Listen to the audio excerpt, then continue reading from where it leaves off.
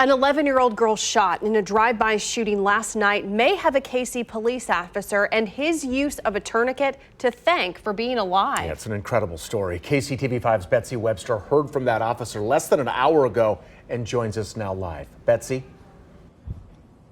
Well, we caught up with Officer Jeremy Chick here at KCPD's Metro Patrol Division. He's worked here for 7 years, and he says when he first arrived at this house, one of his concerns was these tourniquets he carries are made for adults, and would he be able to get it tight enough to work on an 11-year-old girl?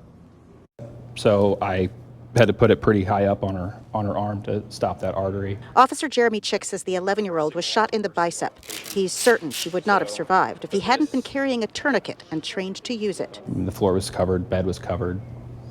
She lost a lot of blood. You can see the bullet holes in the girl's house near Bannister and James A. Reed. She was asleep in her bedroom when someone shot into the house Sunday night. Her mother was screaming. Chick pulled a tourniquet from his vest and warned the girl. She dug her nails into his arm as he asked her about things like her favorite song. Most people have never had a tourniquet put on, but if you train with them, you know that they hurt. They're painful. So I told her, I said, hey, this is going to hurt, but it's to help. Chick says the Sandy Hook shooting is what prompted him to get training and start carrying tourniquets. Since 2017, every officer does, with training and supplies provided by Truman Medical Center's Stop the Bleed program. This is the 4th time Officer Chick has used a tourniquet to save a life. It's what I've sworn to do. It's what this city deserves.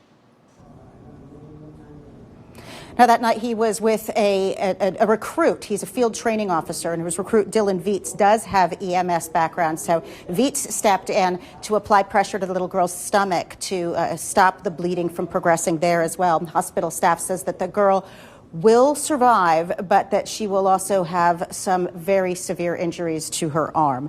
Now, I should point out that police don't know who fired those shots, so they would like to hear from anybody through the TIPS hotline. That number there, 816-474-TIPS, if you have information.